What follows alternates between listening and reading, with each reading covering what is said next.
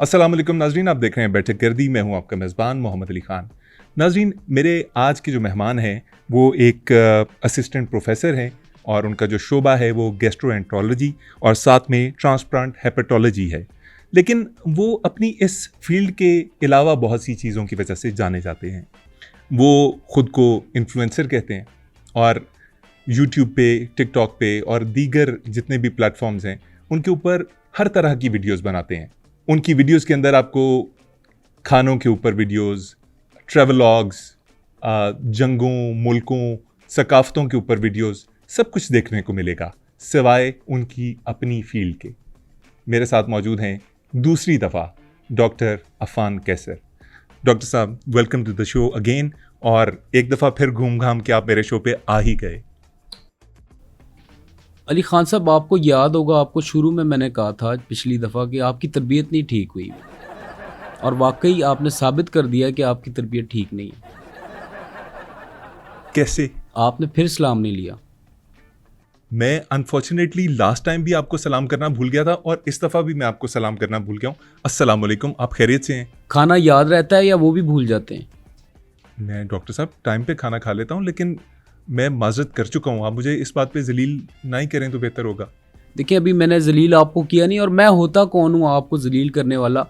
इस चीज़ में आप खुद कफ़ील हैं, मुझे कोई ज़्यादा इसमें एफ़र्ट नहीं करनी पड़ेगी। आप मेरे शो पे आए हैं, मेरे मेहमान हैं, मैं आपकी तमाम तल्ख बातें बर्दाश्त कर लूँगा, लेकिन आपको भी मेरे कुछ तंदो तल्ख सवालात का जवाब देना पड़ेगा। अली ख़ान साहब, यही तल्ख बातें जो आज इस जेनज़ी को या इन लोगों को जो मेरे सोशल मीडिया पे मुझे देखते हैं, फॉलो करते हैं, सीखते हैं, उनको तल्ख तो लगती हैं, लेकिन यही बातें आज से 50 साल बाद, 40 साल बाद उनको याद आएंगी कि हाँ, कोई लड़का था, उसने अच्छी अच्छी बातें की थी और जो बात करता था वो बिल्कुल लॉजिक वाली बात होती थी। और जहाँ तक रही बात घूम घाम के वापस आने की, तो दुनिया गोल है, what goes around comes around. इसी तरह जो आप बोते हैं वही आप काटते हैं। जैसे कि चाय गैस पर बनती है और फिर वही चाय आपके मैदे में जाके गैस का बायस बनती है। ये एग्जाम्पल है आपकी what goes around comes around की। जी बिल्कुल, कान भी बंद हैं आपके। डॉक्टर साहब, ये आप जो वीडियोस बनाते हैं, जो भी आप दिन भर करते हैं, मोटिव क्या है आपका इसके पीछे? मोटिव खान साहब मेरा ये कि हमारा आटा जो है वो जो हम बनाते हैं वो गोडाउन खाली के खाली हो जाए, इतने ऑर्डर हैं और इतना प्रेशर हो जाए ऑर्डर्स का, इतनी थोड़ पड़ जाए आटों की कि हमें जाली बनाना शुरू करना पड़े और लोग हमें कहें कि जी आटा ख़त्म हो गया, आटा दे दें। हम कहें कि हम जवाब दें कि यार आटा वाकई ख़त्म हो गया। एक सेकंड, आप ये सब कुछ जो कर रहे हैं, सब कुछ जो मफादे आमा में लगता है बज़ाहिर, ये आप आटा बेचने के लिए कर रहे हैं? नहीं, हरगिज़ नहीं। देखें, मेरी बात को आप तोड़ मरोड़ के पेश कर रहे हैं, हालांकि ऐसा नहीं है। मैं चाहता हूं कि हर एक इंसान को, हर इस जी रूह जो हमारे मुल्क में जो जिंदा है, जो सांस ले रहा है, उसकी सेहत पे कोई कॉम्प्रोमाइज़ ना हो। आटे वाली बात आपने खुद नहीं की। आपने नहीं कहा कि आप आटा बेचना चाहते हैं। लेकिन खान साहब, आटा बेचना भी बहुत ज़रूरी है। आप मानते हैं आप आटा बेच रहे हैं? अलल ऐलान मान रहा हूँ, मैं आटा बेचता हूँ जी। अच्छा, इस तरह बुरे बुरे मुंह ना बनाएं। एक तो माशाल्लाह मुंह ही आपका इतना बड़ा है, ऊपर से आप इतने नखरे दिखा रहे हैं। हमारा आटा आपको पता है कितना अच्छा है, उसके अंदर इंग्रेडिएंट्स क्या क्या डलते हैं? आपके आटे में देखें, आटे में नॉर्मली कार्बोहाइड्रेट्स होते हैं। आपका कहना यह है कि आपके आटे के अंदर फाइबर्स भी हैं, फाइबर्स भी हैं, वाइटामिन्स भी हैं, और इसमें एक नई चीज़ खुद ही ऐड हो जाएगी आफ्टर 20 ईयर्स। मतलब शेल्फ लाइफ जो उसकी आटे की 20 साल है, 20 साल बाद उसके अंदर प्रोटीन भी ऐड हो जाएगा। ये प्रोटीन्स कैसे ऐड हो जाएंगे इसके अंदर? 20 साल तक आटा जब पड़ा रहेगा तो उसमें सुंडियां पैदा हो जाएंगी, और सुंडी खान साहब प्रोटीन का सबसे बड़ा सोर्स है। सबसे बड़ा सोर्स प्रोटीन का सुंडी है जी। डॉक्टर साहब, you are very clear about your ideas. आपके जो मेडिकल साइंस के आप ये जो आमाल नामे के तौर पे आप मेरे सामने बैठे हुए हैं, मुझे तो आपकी बातें समझ ही नहीं आ रही। खान साहब, आप तो ऐसे परेशान हो रहे हैं जैसे कारोबार आप कर रहे हैं। कारोबार तो मैं कर रहा हूँ। एक और चीज़ है खान साहब, हमारे मुआशरे में बवासीर बहुत ज़्यादा है, बहुत सारे पेशेंट हैं, जिस चौथे बंदे को देखो उसको बवासीर है। ये सिर्फ उसका बैड लाइफस्टाइल और जो उसकी रॉन्ग डाइट है उस वजह से है। इसका भी एक मैंने इलाज निकाला है। सबसे पहले मैं ये देखने वालों को जिन जिन को बवासीर है, मैं आपको इसका इलाज बताता हूँ। बवासीर के इस्तेमाल से नाशपाती का इलाज मुमकिन है। डॉक्टर साहब, नाशपाती के इस्तेमाल से बवासीर का इलाज मुमकिन है, ये लाइन होगी। खरबूजा छुरी पे गिरे या छुरी खरबूजे पे गिरे, कटना खरबूजे नहीं है। डॉक्टर साहब, आप ना मुझे होश में नहीं लग रहे। आप किस तरह की बातें कर रहे हैं, आपको खुद अंदाजा नहीं है। मुझे ये बता दीजिए, आटे के ऊपर बात हो रही थी, आटे पे बात कर लेते हैं। आपका जो आटा है, इसका नाम क्या है? इस ब्रांड का, जो लोग इसे खरीदना चाहें, आटे का नाम क्या है? जी खान साहब, हमारे ब्रांड का नाम है आटा बाटा कली कलाटा। डॉक्टर साहब, ये कैसा फजूल नाम है? ये किसी ब्रांड का नाम हो कैसे सकता है? अभी तो आपने हमारी टैगलाइन नहीं सुनी। टैगलाइन? इस ब्रांड की कोई टैगलाइन भी है? क्या टैगलाइन है? टैगलाइन है कि आटा बाटा कली कलाटा, जो हमारा आटा इस्तेमाल ना करे उसकी जिंदगी डॉक्टर में साहब, हो जाएगा बहुत बड़ा घाटा सेहत का।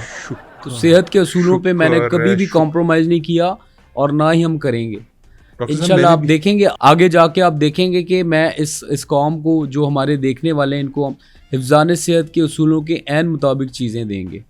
डॉक्टर साहब, ये जिस तरह की आपने टैगलाइन बताई है ना, मुझे ऐसे लगा जैसे अभी प्रोग्राम बंद करवाएंगे आप। एक मिनट खान साहब, ऑपरेशन थिएटर से कॉल आ रही है। जी जी जी, प्लीज। अस्सलाम वालेकुम जी। जी जी, आप बेफिक्र हों, कोई मसला नहीं है, ठीक है। आप ड्रिप लगा दें, उन्हें ड्रिप लगा दें। गाल पे यूँ थपथपी करें जी, होश में आ जाएंगे। हाँ हाँ, सेपरामूना भी दे दें, लेकिन थूना थूना देना जी। हाँ, ओके, अल्लाह हाफ़िज़। ये मामलात भी देखने पड़ते हैं, क्योंकि काम जो है वो, मैं मल्टी फंक्शनल इंसान हूँ, तो ये मामलात भी आते हैं बीच में। मैं समझता हूँ आप मल्टी फंक्शनल हैं, लेकिन ये आपके हॉस्पिटल या ऑपरेशन थिएटर से डॉक्टर की कॉल थी? नहीं, डॉक्टर की नहीं, पेशेंट की कॉल थी जी। पेशेंट की? क्या कह रहे थे? ऑपरेशन के दौरान डॉक्टर बेहोश हो गए। तो ये आम चीज़ें, ये होता रहता है क्योंकि काम का हिस्सा है। आपने पेशेंट को गाइड किया कि डॉक्टर को कैसे होश में लाना है? जी, क्योंकि हम इंसान हैं, देखें ना, हमें एक दूसरे की हेल्प करनी चाहिए। अगर खान साहब हम एक दूसरे की हेल्प ना करेंगे तो फिर अमरीकी तो नहीं करेगा। हम एक दूसरे का फेस देखेंगे सिर्फ, वी आर हेल्पलेस अगर हम नहीं करते आगे बढ़ के। डॉक्टर साहब, आपका जो हॉस्पिटल है वो एक खास जगह पे है जिसे लिवर टावर कहते हैं। जी, ये लिवर टावर नाम रखने का ख्याल कैसे आया? लिवर टावर मेरे चचा ने सजेस्ट किया था नाम, कि बेटा आप ये नाम रखो, क्योंकि हेपेटोलॉजी मेरा शोबा है। अमराजे जो जिगर होते हैं, हाँ, आप उसके डॉक्टर हैं, तो उन्होंने लिवर टावर सजेस्ट किया। हाँ, और फिर बाद में मेरे चचा ने कंधे पे हाथ रख के कहा, बेटा शुक्र करो तुमने यूरोलॉजी नहीं पढ़ी, वरना टावर का नाम बहुत अजीब लगता। डॉक्टर साहब, ये कैसी बातें कर रहे हैं? ऐसी बातें होती हैं। मैंने आपसे सिर्फ वजह तस्मिया पूछी थी। आपके माशरे में खान साहब यही बातें हो रही हैं, और इसी तरह का, और इसी के खिलाफ मैं जहाद कर रहा हूँ, इसी के खिलाफ मैं खड़ा हुआ हूँ। और मैं जहाँ भी कोई ऐसा काम होगा, कोई भी ज्यादती हो रही है या कोई मिलावट हो रही है, कोई गलत काम हो रहा है, मेरा काम है उस हाथ को रोकना, उस पर बात करना। देखिए, हम अगर बात नहीं करेंगे तो कौन करेगा? कोई अमरीकी तो नहीं करेगा, या अफ्रीकी तो आगे नहीं करेगा। हर बात में बीइंग अ पाकिस्तानी, हमारा फर्ज ऐन बनता है कि हम हर बुरी बात को निगेट करें। डॉक्टर साहब, आप हर बात में अमरीकी क्यों ले आते हैं? हर बात में आप मुझे ये कह रहे हैं कोई अमरीकी तो नहीं करेगा, कोई अमरीकी तो नहीं करेगा, क्यों कह रहे हैं आप? दरअसल मैंने खान साहब अमेरिका का वीज़ा अप्लाई किया हुआ है, आ नहीं रहा, काफ़ी टाइम हो गया, इसीलिए मेरे जहन पे सवाल है। डॉक्टर साहब, आपसे सवाल पूछता हूँ जो काम का है। आप जिहाद की बात करते हैं, आप अभी पिछले दिनों सिस्टरोलॉजी के पीछे पड़े हुए थे, क्या आपकी उनके साथ? एक मिनट खान साहब, फिर ऑपरेशन थिएटर से कॉल आ रही है। सर, मेरा सवाल हाथ में रहे। अस्सलाम वालेकुम जी। वालेकुम अस्सलाम जी। हो, चले कोई बात नहीं, इस पे तो हम कुछ कर नहीं सकते, क्योंकि ये तो हमारे हाथ में नहीं है जी, इस पे हमारा कोई कंट्रोल नहीं है जी। चलें, ओके, अल्लाह हाफ़िज़, ख्याल रखें जी, ख्याल रखें। उम्मीद है उसी मरीज की कॉल होगी। जी, उसी मरीज़ की कॉल थी, और बता रहा था डॉक्टर गुजर गया जी। डॉक्टर मर गया? नहीं, मर नहीं गया, रश चूँकि ज़्यादा है हॉस्पिटल में, डॉक्टर उसके सामने से गुजरे, उसने आवाज़ें भी दी, और वो कह रहे आवाज़ें तुझे इतनी दी कि मेरा गला बैठ गया, तेरा जाना मेरे जहन में क्या बैठ गया। सर, मैं आपसे सवाल पूछ रहा था इस कॉल से पहले, सिस्ट्रोलॉजी के ऊपर आपकी जो तनकीद है, वो क्या आपके ये डिजिटल जहाद का एक हिस्सा है या आपके मोटिव्स उसमें कुछ और थे? देखिए, ये सब्जेक्ट मेरे लिए अछूता भी नहीं कह सकता, नया भी नहीं कह सकता। यूरोलॉजी जो है वो बहुत इंपॉर्टेंट सर सब्जेक्ट मैं मेरी नज़र में। सिस्ट्रोलॉजी की बात कर रहा हूँ। अच्छा, सिस्टर यूरोलॉजी नहीं है वो, आप ये कहना चाह रहे हैं? सिस्टर यूरोलॉजी नहीं है, सिस्टरोलॉजी नाम है उस चैनल का। मैं तो 6 साल से ये चैनल फॉलो कर रहा हूँ, मुझे लगा ये सारी डॉक्टर्स हैं। कोई बात नहीं, क्योंकि इतना जब आप कंटेंट बना रहे होते हैं तो आपके जहन से बहुत सारी चीज़ें मिस हो जाती हैं और इसमें कोई बड़ी बात नहीं है। डॉक्टर साहब, ये आप तरबूज वाली हरकत एक बार फिर से कर रहे हैं। तरबूज का नाम ना लें प्लीज़, ये मेरी छेड़ है। आपने अपनी छेड़ खुद बनाई ना। आपने बगैर रिसर्च के पूरे मुल्क के जितने भी तरबूज फरोश थे उनको सड़कों पे ले आए आप। सबसे पहली बात तो ये, सड़कों पे मैं उनको नहीं लाता, वो खुद सड़क पे आके फ़रोख्त करते हैं और घर में बैठ के वो बेच नहीं सकते। और घर में वो आवाज़ें लगाएं लाल है भाई लाल है, किसी का बाप नहीं ख़रीद सकता, क्योंकि किसी के घर में बग़ैर इजाज़त घुसना जुर्म है। और बेचने को तो खैर घरों में भी बेच सकते हैं तरबूज, लेकिन आवाज़ें जो आएंगी बाहर वालों को बड़ी ऑकवर्ड लगेंगी, जी लाल है भाई लाल है, लाल है भाई लाल है। क्योंकि घर घर होता है, बाजार बाजार होता है। आप आटा खा लें थोड़ा सा। अच्छा सर, आपसे एक सवाल है। आप एक और कहानी के मरकजी किरदार रहे हैं और वो कहानी है चौधरी सरफराज की। उनकी अभी हाल ही में बेल की अटेम्प्ट की जा रही है कि उनको बाहर ज़मानत पे लाया जा सके। उनके वकील ये कोशिशें कर रहे हैं। आपके ऊपर इल्ज़ाम ये लग रहा है यूट्यूबर्स की जानिब से कि आपने चौधरी सरफराज को उनके नाम दिए कि वो उन्हें उठाएं और उनसे पैसे बटोरें। क्या ये इल्ज़ाम दुरुस्त है? देखें, सबसे पहले तो खान साहब, बेल जो है सबसे ज़बरदस्त जो होती है मेरी नज़र में, वो मनी प्लांट की बेल होती है। उससे बेस्ट बेल मैंने आज तक अपनी लाइफ में नहीं देखी। और चौधरी सरफराज साहब का भी यही मानना था कि ये बहुत अच्छी बेल है। ये मनी प्लांट की जो बेल जी जी, तो हमारी फेवरेट बेल है ये। दूसरी बात, जहाँ तक आप कह रहे हैं चौधरी सरफराज साहब ने, देखिए उन्होंने खुद उठाया और वो मुझे कहते थे यार मैं यूथ को उठाना चाहता हूँ, मैं कुछ करना चाहता हूँ इनके लिए। तो मैंने तो सिर्फ उनकी हेल्प की है इस चीज़ में। मैंने जितने भी बड़े बड़े यूट्यूबर थे मैंने उनको नाम दिए थे उनके कि ये यूथ है, इनमें बड़ा पोटेंशियल है, आप इन यूथ को उठाएं। इससे ज़्यादा तो मैंने और कुछ नहीं किया। डकी भाई, ये नानी वाला, डकी भाई और रजब भट्ट और इस तरह के जो थे किरदार।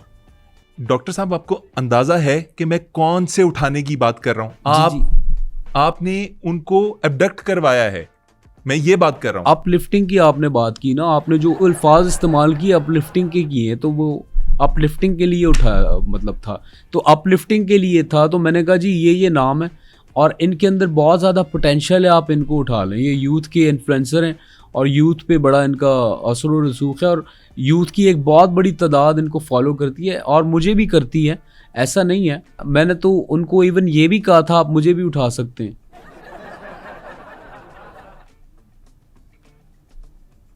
एक मिनट खान साहब, फिर आ रहा है ऑपरेशन थिएटर से कॉल। मैं आपकी कॉलों से बड़ा तंग हूँ। अस्सलाम वालेकुम जी। वालेकुम सलाम। ओहो हो, अच्छा आप एक काम करें, वॉमिट करवाएं इन्हें, वॉमिट करवाएं। हाँ, ये उंगली जो है वो, हाँ कव्वे के ऊपर उंगली मारें। नहीं नहीं, छत पे कहाँ कव्वे को उंगली करने चले गए आप, इधर गले में जो कव्वा होता है ना ये, हाँ ये यार जिसने खाना खाया है उसके कव्वे को छेड़ें यूं यूं करके। हाँ, गले में एक ऊपर कव्वा होगा, हाँ वही कव्वा। बस अगर ये वॉमिट कर देता है तो ख़तरे से बाहर हो जाएगा मामला। ओके, मैं इंटरव्यू में हूँ जी, उसके बाद व्लॉग करना है मैंने, उसके बाद मैंने आटे की प्रमोशन करनी है, तो प्लीज़ मुझे कोई 1.5 हफ्ते तक आपने डिस्टर्ब नहीं करना। सॉरी, क्योंकि ये काम भी देखने पड़ते हैं, ज़रूरी हैं। अब क्या प्रॉब्लम था? क्या मरीज़ के साथ क्या इशू था? मरीज़ के साथ नहीं था, डॉक्टर के साथ था जी। डॉक्टर के साथ क्या इशू था? डॉक्टर ने मरीज़ का खाना खा लिया था। ये कॉल डॉक्टर की थी? मरीज़ की थी। जिस मरीज़ का खाना खाया था जी। और आप उसे बता रहे थे कि अपना खाना कैसे निकाले? कैसे निकालते हैं? एक्चुअली मरीज़ ने खाना खाना था ना, तो डॉक्टर ने खा लिया उसका खाना। आपके डॉक्टर्स मरीजों का खाना खा जाते हैं? मेरे डॉक्टर का मैदा नहीं है, मेरे डॉक्टर का मुंह नहीं है, मेरे डॉक्टर क्या न्यूट्रिएंट्स का लेने का जो है वो हक नहीं रखते। और टू बी वेरी ऑनेस्ट, वो पहले चेक करते हैं मरीज़ का खाना खा के कि यार हिफ्ज़ान सेहत के उसूलों के ऐन मुताबिक है भी या नहीं है। डॉक्टर साहब, मुझे ये बताइए कि आप हर चीज़ के ऊपर वीडियो क्यों बनाते हैं? आप एक डॉक्टर हैं, आपको मेडिसिन के ऊपर बात करनी चाहिए, आपको लोगों की सेहत के ऊपर बात करनी चाहिए। आप जंगों पे वीडियोस बना रहे हैं, आप शख्सियात पे वीडियोस बना रहे हैं, आप ऑयल रिजर्व्स के ऊपर व्लॉग्स कर रहे हैं। आप अपने काम से काम क्यों नहीं रख सकते? मैं तो खान साहब यकीन जाने कि दुनिया में हर चीज़ पे वीडियो बनाऊं, मुझे ज़्यादा वक्त नहीं मिलता। मुझे आपकी भाभी का अगर डर ना होना तो मैं नौरा फतेही पे भी एक वीडियो बना दूं। और इसका सबसे बड़ा मेन रीज़न वीडियो बनाने का क्या है भला? क्या? वो रीज़न ये है कि मेरे मोबाइल में कैमरा है। नहीं डॉक्टर साहब, ये क्या बेहुदा रीजन है? मतलब आपके मोबाइल के अंदर कैमरा है तो उससे वीडियोस रोज बनाएंगे आप? आपके मोबाइल के अंदर तो 15 का नंबर भी सेव होगा इमरजेंसी नंबर के तौर पे। आप रोजाना कॉल करेंगे उसके ऊपर? ये आपको कैसे पता? मतलब आई नेवर न्यू। आप कॉल्स करते हैं 15 पे? बारहा की है, क्योंकि हमारे मुल्क का ये एक वो है, असासा है। आप 15 पे कॉल करके क्या कहते हैं? मैं जब बोर होता हूँ खान साहब तो मैं 15 पे कॉल अक्सर करता हूँ, थोड़ी सी तफरी करने के लिए। जैसे बच्चा बन गया, फेक कॉल कर दी, जैसे हेलो, हमने तुम्हें अगवा कर लिया है और जितने पैसे मैं बता रहा हूँ उतने पैसे ले आना, और ख़बरदार अगर पुलिस को बताने की कोशिश की। तो ये होता है। और जब आप ऐसी कॉल्स करते हैं उसके बाद क्या होता है? फिर वो 3-4 दफ़ा मुझे ट्रेस करके लेके गए। डॉक्टर साहब, मेरा स्टिल सवाल वही है कि हर चीज के ऊपर वीडियो बनाना क्यों जरूरी है? आपका इल्म डॉक्टरी का है, आप कोई वॉर स्ट्रेटेजिस्ट नहीं है, आप कोई जियो पॉलिटिकल ऑब्जर्वर नहीं है। आप हर चीज के ऊपर वीडियो बनाएंगे तो कंटेंट का जो लेवल है वो गिर जाएगा। आप ऐसा क्यों करते हैं? हाँ साहब, देखिए मेरी नज़र में मैं इसलिए बनाता हूँ वीडियोस के, अगर मैं नहीं बनाऊंगा तो कोई और बना देगा। और मेरी अप्रोच और सोच ये है कि मुंह बड़ा होना चाहिए, बात चाहे छोटी हो। आपकी ये सोच है? और अगर बड़े मुंह और छोटी बात की जाए तो माशाल्लाह आप इसमें खुद कफील हैं, सबसे बड़ा नमूना आप हैं।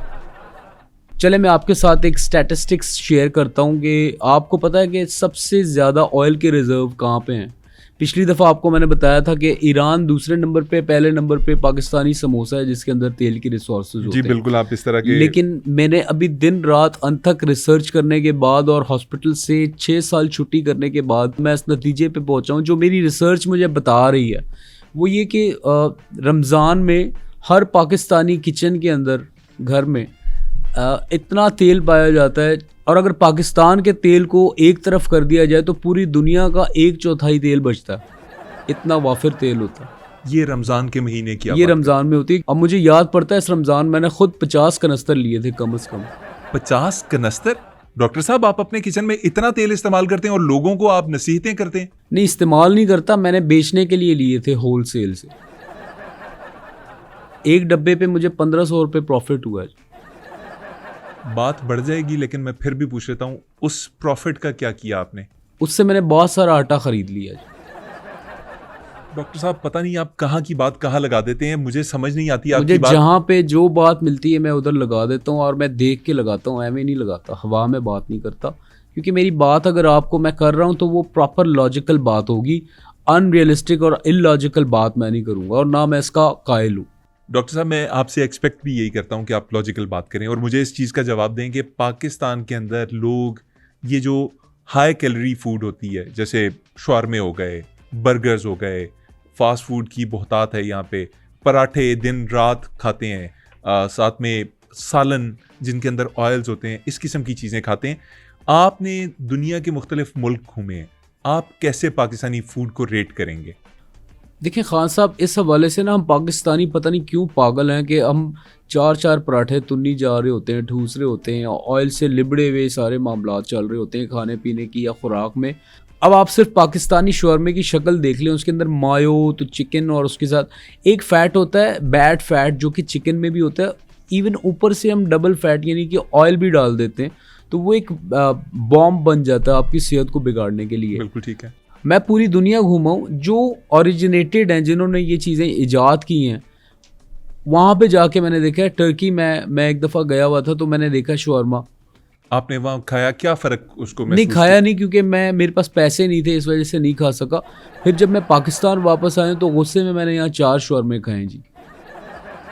डॉक्टर साहब, मुझे समझ नहीं आ रही, आप अगर टर्की गए और आपने वहाँ शौरमा नहीं खाया तो आप उसे पाकिस्तानी शौरमे के साथ कंपेयर कैसे कर सकते हैं? खान साहब, आपको पता है इस वक्त आपके हाथ में 2 शौरमे हैं, एक ऑयल वाला है और एक बहुत ज़्यादा ऑयल वाला है। गिरा दिया, बदतमीज़ है। मैंने इसीलिए शुरू में कहा था आपकी तरबियत नहीं ठीक हुई। खान साहब, एक होता है फैट और एक होता है CAT फैट। CAT फैट कैसे होता है? CAT कैट होता है। जुगत और कॉमेडी को समझा नहीं जाता, सिर्फ उसको एंजॉय किया जाता। मैं थोड़ा सा मज़ाहिया भी हूँ। हाँ हाँ हाँ हाँ हाँ। खान साहब, आपको एक बात बताऊँ, ये मैंने YouTube पे अपने बारहा बात बताई है, क्योंकि आप तो शायद मेरे YouTube देख नहीं सकते होंगे, क्योंकि आपके पास क्रेडिट नहीं होता होगा इंटरनेट का, और ना ही आपकी लाइफ में कोई आपके पास कोई ऐसा क्रेडिट है। तो जो एक बिगाड़ पैदा कर रही है सोसाइटी में वो चीज़, हमारा जो पाकिस्तानी मुआशरा है उसमें चाय का बहुत इस्तेमाल है, और चाय वो जहर है जो आपको आस्ता आस्ता आपकी हड्डियों को घोलता है। और इस एक चाय की वजह से आप देखें कि मईशत को कितना नुकसान है, कितना मईशत पे बोझ है। और मैं उन लोगों की बात करूंगा जो दिन में 20-20 कप चाय पी लेते हैं। मैं मानता हूँ सर, आप बिल्कुल ठीक कह रहे हैं। चाय एक ऐसा तायुश है जो हमें इंपोर्ट करना पड़ता है दूसरे मुल्कों से, और बहुत ज़्यादा कसीर मिकदार में ज़र मुबादला जो है वो बाहर चला जाता है। तो मैं सिर्फ उनकी बात करूं, जैसे हमारा एक पाकिस्तानी जो है 20-20 कप पीता है, वो अगर 20-20 कप पी रहे हैं तो आपके शो में मुझे तकरीबन 1 घंटा हो गया, मैं बोली जा रहा हूँ, बात कर रहा हूँ, एनर्जी वेस्ट कर रहा हूँ। क्या मेरा 1 कप भी हक नहीं बनता पीने का? डॉक्टर साहब, ये यूट्यूबर्स की तरह बात को लंबा करने की आदत आपकी जा नहीं सकती? क्या आप सीधी तरह नहीं कह सकते थे कि मुझे 1 कप चाय दे दो? मतलब ये बात करने की जरूरत क्या थी? मुझे घंटे से आपने इन्वॉल्व किया हुआ है इस बात के अंदर। अजीब बात है यार, चाय पिलाएं इनको। इससे देखिए, बात चाय की नहीं है, बात ये कि जो यूट्यूब का एल्गोरिदम है या नॉर्म्स हैं उसके, वो 8.5 मिनट का ड्यूरेशन पूरा करते हैं। तो अगर मैं ये बात नॉर्मल कह देता तो शायद मोनेटाइजेशन नहीं होती। इसी बात का मैं आपको एक मिसाल देता हूँ। मैंने एक वीडियो में कहना था कि मैं आज वीडियो नहीं बनाऊँगा, उसी बात को कहते हुए मैं 8.5 मिनट ले गया, क्योंकि 8.5 मिनट तक का अगर कंटेंट आप नहीं देते तो आप एलिजिबल नहीं होते मोनेटाइजेशन के लिए यूट्यूब की। चाय लीजिए आप, चाय आ गई आपकी। 1 मिनट इधर रुकें, आंखें दिखाएं, ये हाथ यूं करके हाथ दिखाएं। शर्म नहीं आती? हट्टे कट्टे हो, मांगते हो, जाओ काम करो अपना। क्योंकि देखें, इसी तरह लोग जो हैं वो इस तरफ आते हैं और इस वजह से मुल्क की बदनामी होती है। और अपने आप को जो है वो हमें बिल्कुल ही सख्त रखना चाहिए और अपने उसूलों पे पक्का रहना चाहिए। डॉक्टर साहब, आप लोगों को ना अपने जाल में फंसा के उसके बाद इस तरह की हरकत करते हैं। अच्छे भले बंदे को वो चाय पकड़ाने आया था, आपने रोक के उसके साथ गुफ्तगू स्टार्ट की और उसके बाद फिर उसको कहा कि तुम मांगते हो। मैं आपकी इस मेहमान नवाजी पे कहता हूँ कि तोहफा है, आपने चाय ये क्या है? कहाँ है चाय? नहीं, वैसे आप जिस तरह के डॉक्टर हैं आपकी इतनी बनती है। अच्छा, मैं डॉक्टर हूँ, कीड़ी नहीं हूँ क्या? मैं कतरों के साथ मैं इसको पीऊँ? आप मेरे हॉस्पिटल या ऑफिस आएँ, आप कहेंगे ये हॉस्पिटल या ऑफिस कम, ढाबा ज़्यादा। इस तरह होती है मेहमान नवाजी। शर्म की बात है बहुत। इतना बड़ा पॉडकास्ट कर रहे हैं, आपके पास आला से आला गेस्ट आया हुआ है, आप उसको इस तरह मिसट्रीट कर रहे हैं। डॉक्टर साहब, आप और मसाइल के ऊपर भी बात करते हैं। पाकिस्तान में बहुत से मसाइल हैं और ये मसाइल जो हैं हमें कहीं का नहीं छोड़ेंगे। आप इन मौज़ूआत पे जब बात करते हैं आपका दिल पसीजता है, दुख होता है? देखिए, मसाइल तो खान साहब बहुत अच्छे होते हैं। अभी आप ईरान की मिसाल ले लें, कितने मसाइल मारे हैं उसने। मसाइल मारे जी। और ये वर्ल्ड वॉर 3 की तरफ बात जाती हुई मैं देख रहा था, बट मैंने रिसर्च की है उसके हिसाब से अभी ये मामलात बहुत दूर हैं। और मैं तो ये कहूँगा सबको कि फैमिली मसाइल से निकल के बैलिस्टिक मिसाइल बनाएं जी। आपको पता है यूरेनियम की उसकी इनरिचमेंट जो होती है वो 90% पे आके रुक जाती है। यूरेनियम अगर उसकी रिचनेस हो ना, इनरिचनेस जो कहते हैं, अफजूदगी जो होती है, यूरेनियम का प्लूटोनियम के डेक्रेसोन के साथ मैनिसिनो हो जाता, फिर जाके वो चेन रिएक्शन करके एक न्यूक्लियर बॉम्ब बनता। डॉक्टर साहब, ये क्या बातें कर रहे हैं आप? ये मैंने जल्दी यूट्यूब पे देखा था। और अभी तो मैंने यूरेनस के बारे में बात नहीं की। यूरेनस मेडिकल में एक टर्म होती है जिसके लिए यूज डॉक्टर साहब कैसी बातें कर रहे हैं? यूरेनस एक प्लेनेट है, ये आप मेडिकल क्यों टर्म बना रहे हैं इसको? अच्छा, मैंने तो फिल्म में सुना है ज़्यादातर कहते हैं योर हाइनेस, तो या फिर वो गलत है मेरे ख्याल से। शायद रिसर्च चूँकि बहुत ज़्यादा करनी पड़ती है तो इस वजह से रिसर्च मिक्स भी हो जाती है। डॉक्टर साहब बस प्लीज़ और नहीं।